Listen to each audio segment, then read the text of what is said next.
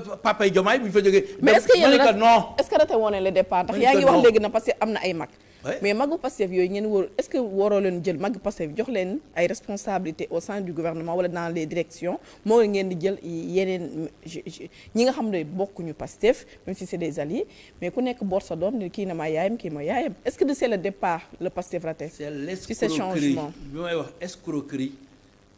de la coalition escroquerie politique la c'est-à-dire da ngay gis koo xam ne amul dara wala ñaari nit mu naan dama contribuer. est-ce que du ñàkk expérience étatique aussi. mais non du ñàkk expérience étatique ci mbirum état. lépp lu am ci état mën nañ ko rectifier bu ñu demee ba gis 1 2 doxul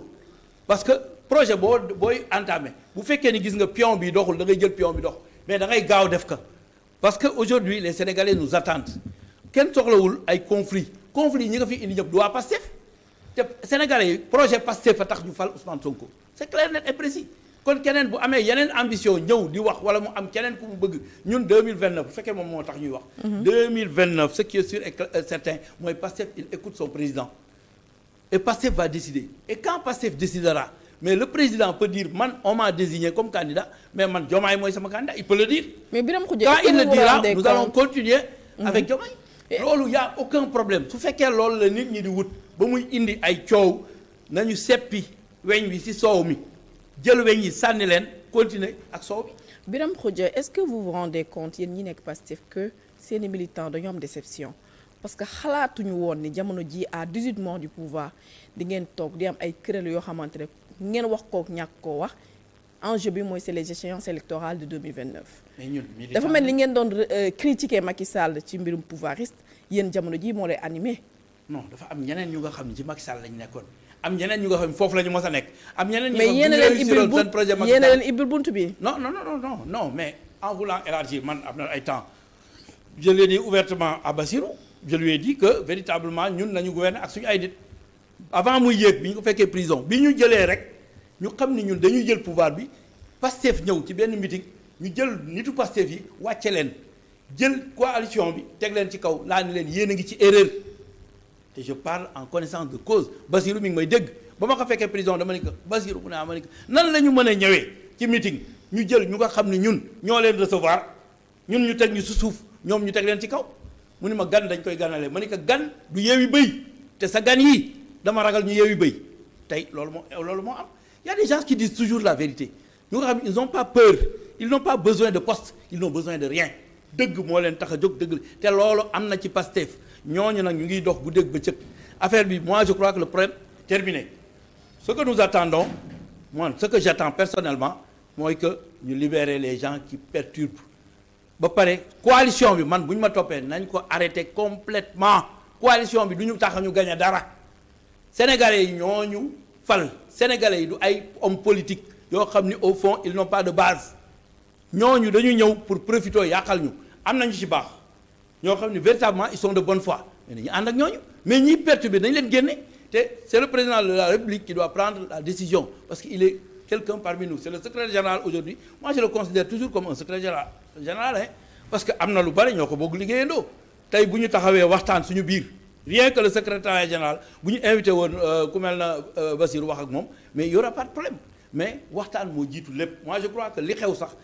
Ousmane Sonko wax fii Bassirou waxaat fële loolu ñàkk waxtaan avant la mais bu ñu waxtaanoon avant loolu yëpp mën na bañ a am man kat dama bëggoon teg diw moomu kat man d'accord ma ci bu koy nga waxataane si néeg Sénégalais yi duñ ko jot malheureusement Sénégalais yi jot nañ ko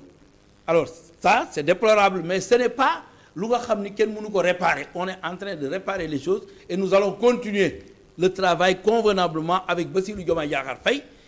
suñu frère la erreur mun na am Ousmane Sonko suñu frère la erreur mun na am mais erreur bu amee nañu xam ni erreur la continuer ànd nekk benn pour l'intérêt supérieur du Sénégal. mais est-ce que bu ñu àndaatee ànd bu comme ni mu meloon dès le début mu nekk ànd bu sincère bu fraternel ku nekk am confiance est-ce que fii am na cassure boo xamante ne mais bu ñu àndaatee semblant ànd lay doon mais tôt ou tard dañuy retarder jël gi rek mais day am. parce que ñu ngi dem ci 2029. non cassure moom munoo taxaw fii na cassure amul. Birame Souleye amul cassure li ma la bëgg a wax mooy malentendu am na. malentendu nag dafay am parce que nit rek la nit mun na juum mais ku munti juum li nga def du la gënal boo réfléchir alors bu la nit ñi waxee di nga mën a dellu ginnaaw connaissant le président Bassirou Diomaye Diakhar Faye qui est un ami qui est un frère kii nit mun na ko tardeel fenn dafa am respect moi je l'ai toujours dit maa ngi fàttali ko bi ko Birane Diagne yabee ci oto ma taxaw di ko xaar ba tay ba sonn mais munu ko ñàkke kersa toog moom noonu la mel Ousmane Sonko aussi il prend l'intérêt supérieur du Sénégal c'est-à-dire am na yu bare lu koy naqadi mu muñ ko je le sais léegi nag ñaar ñooñu bu ñu toogee replier autour du bureau politique man foofu laa gëm man gëmuma ñu ko xam dañuy ñëw pour leur propre intérêt di arranger nangam bu arranger doon am ñaari borom musóor yi ñooy ñëw ni bàyyi nañ. waaw comme ñoom ay ñooy seen yaay yàgg nañ sa yaay nga yaay kay buggul lu doom di ko naqadi vraiment bu dee yaay ja dafay bu doon sama yaay dafay loolu tax koñ bu ma dugg ñama daan compte ñëpp dañ ni ñooy yaayu Ousmane maanaam ñoom ñaar ñoo waroon faciliter la tâche ku nekk bàyyi bu fekkoon dañuy naree man bu ma naroon indi conflit diggante parce que kenn ma génn ci parce que fi ma toll jaamu yàlla laa tal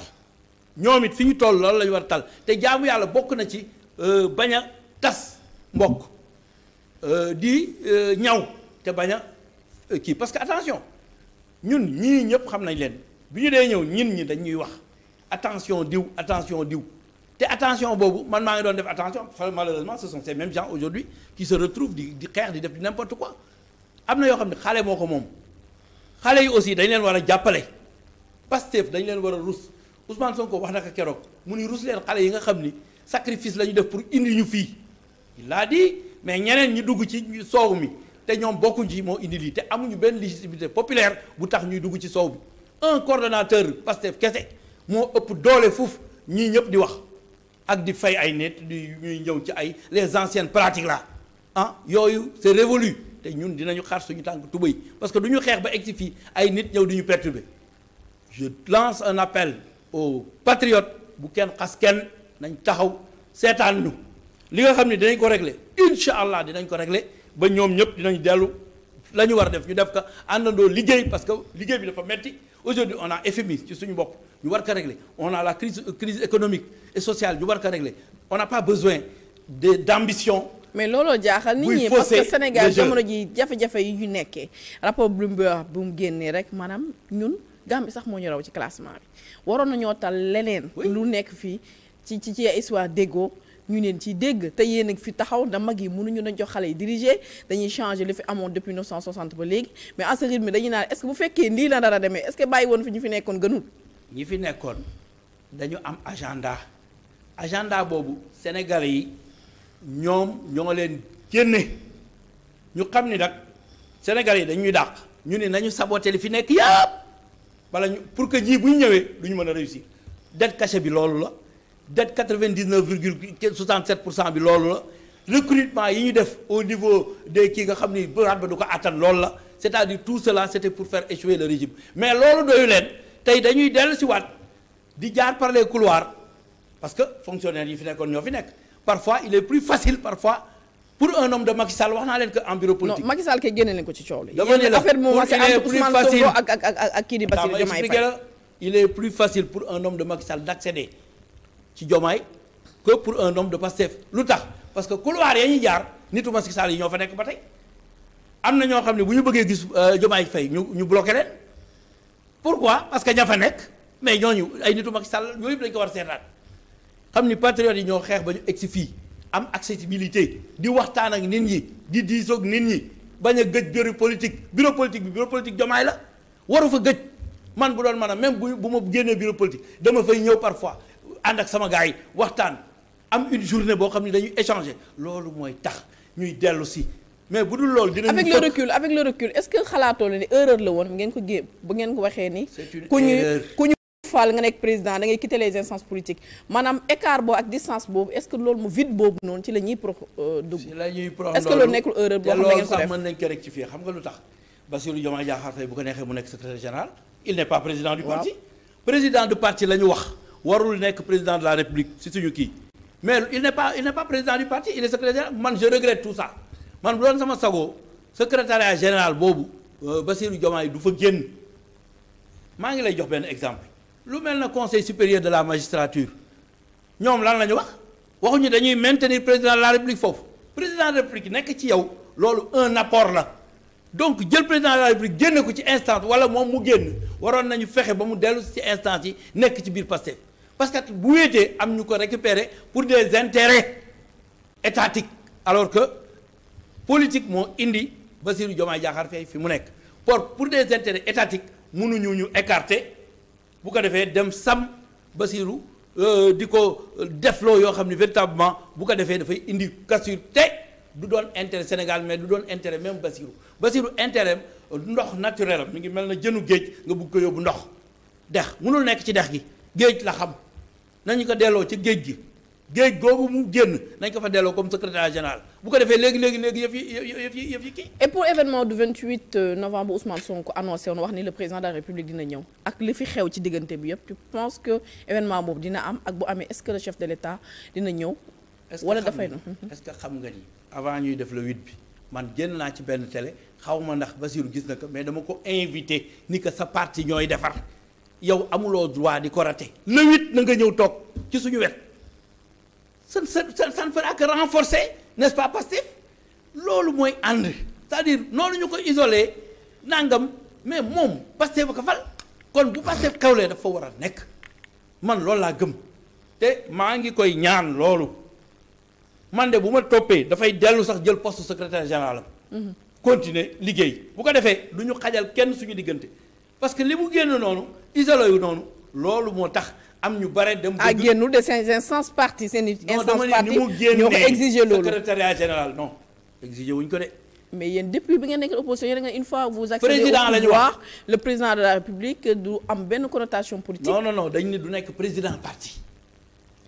parti bi du nekk président de la République mais man mii ci parti laa bokk maa ngi nii président conseil d'administration la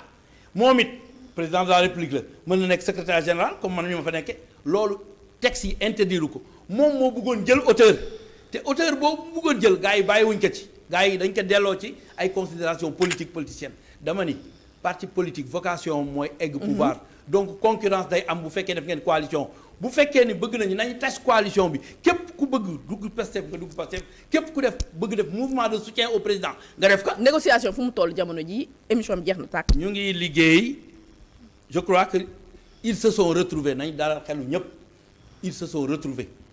ay réglage yu ndaw moo ci des yëpp jeex. dissipé wu bu ko defee ñu dellu nañu meloon. réglage yu ndaw yi mooy lan maanaam dañuy dissoudre coalition Diomaye président. wala am nag réglage la yu ndaw yoo xam ne dañ koy waxtaane ci bureau politique waxtaan ak Diomaye Bassirou Diomaye Diakhar Faye son excellence. ci li nga am la ñuy maintenir. waxtaan ak moom wala Diomaye président ba la ñuy maintenir. man bu dee sama sax dañuy tas Diomaye président tas lépp bu ko defee parti bu nekk dem liggéeyi nañu bàyyi di wékku parti yóbbaale ma parti yooyu dañ ko bàyyi. yooyu c'est de l'hypocrisie et c'est de l'escroquerie politique loolu laa leen di xamal te man de bu ma fa nekkul woon ba ñu egsi wala ma doon soutenir rek parce que soutien bi bari na on est 400 ku ñëw rek signé man am na ñoo xam ne xaw ma leen sax loolu nag coalition boobu te bu ñu dee yëkkati loxo yi ngeen ni vous comptez le même doigt que le Pastef loolu dafa mun nekk loolu c'est de l'escroquerie dañ ko bàyyi bu ko defee ñu tas coalition boobu parce que c'est source de problème. d'accord dégg naa seen conférence de presse mais au fond boo xoolee légitimité populaire ba amul. waaw Cheikh Bara Ndiaye gis naa def na benn post di wax ni moom bokkaanul ci conférence de presse te gis nañu dugal ci photo nañ ko ci génne cekket ko ci ba mu set alors ma bàyyi nga tàggatoo ak sa dernier message. bi ngay adressé les militants de Pastef mais surtout ki nga xam ne mooy Ousmane Sonko ak le président Bassirou Diomaye Faye. mon dernier message mooy militant de Pastef yi d'abord nañu bàyyi xaste bi. ngeen masawu leen surtout sonn nañ de faraluma kee nangam. c'est deux frères ñoom ñaar ñëpp nañu ànd ak ñoom même bu amoon ku tooñ bu ñu ko dee wax nañ ko wax ci biir waaye bu mu génn ci biti faralaate bi day yokk xar mi karaw premièrement deuxièmement ñi nga xam ne ñooy coalition bi nañu am fulla am fayda am jom xëccoo rek lañ fi nekke ay poste rek nag lañ fi nekke ñun gor gi ñu am ba toogoon 1 an kenn faluñu ñoom amuñu sax gor googu yéen la ko may chaque jour ñu ngi xëccoo ñu mel noonu nag loolu du principe bu Pastef du valeur bu Pastef ñu ngi traverser suñu principe ak suñuy valeur te ñun war nañu rester sur les principes rester sur les valeurs ku mel na Bassirou ak Ousmane Sonko maa ngi leen di wax ni c'est des frères ce sont mes frères ou mes neveux maa ngi leen di ñaan te xam naa ci loolu lañu nekk que ñu jël Sénégal teg ko ci kaw intérêt ay coalition parti ak nangam bu ko defee ñu ànd liggéey Sénégal jëm kanam parce que aujourd'hui défi la bu ñu lancé te il faut ñu relever Macky Sall dafa saboter réew mi ba pare bëgg saboter liy topp ci réew mi mais ñun am nañu les coups de France bu ñu àndee mën nañu génne situation yoon bi ngeen jël fu mu toll moment yoon bi ngeen jël de baaxagul il faut ngeen xoolaat alors di remercier bu baax a baax monsieur Birame Khoudia Lo di fàttali ni yow secrétaire général adjoint Pastef nga nekk PCA wu maison de la presse mbégte la woon ci ñun di la remercier wuyu bi ñu wuyu si bu baax a baax di remercier équipe technique bu may gunge tous les jours dans l'édition du soir du lundi au vendredi Alaaji Saliou Bey Barke Si Diop Mami Kanté ak Pape Gora Gueye ak ñoom Mballo Abdou Aziz Fall Malick Fall ñoom ñëpp ciy jàpp macha allah ñoom Pia di leen remercier di leen souhaiter ngeen passer un très très bon week-end et rester en compagnie des programmes de Walf TV et merci également Issa Tine et Assane Gueye pour la coordination de cette émission bonne suite des programmes au revoir.